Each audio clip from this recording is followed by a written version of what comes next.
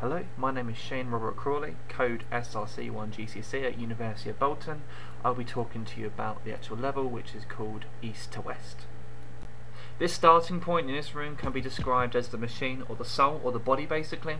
Moving around you can see such things as pipes or the articulate designs for the textures for the static meshes.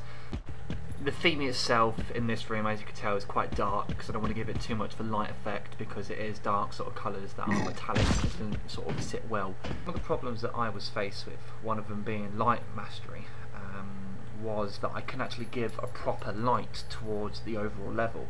Once I was compiling it and building all, it took me about 30-40 minutes. Then I realised that you can actually take a little option that gets rid of it.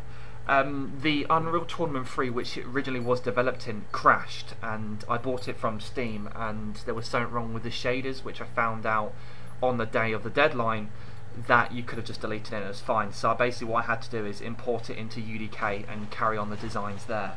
The only problem with using UDK was that you couldn't export the packages. The packages were internal, and they were already saved. You can download the program and actually access it that way.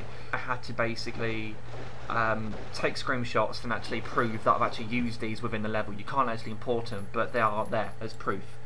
The lighting on the static meshes was a problem because it was giving me errors once I was compiling. This obviously was corrected by simply going into the settings of be accept lights and the shadows and turning them off.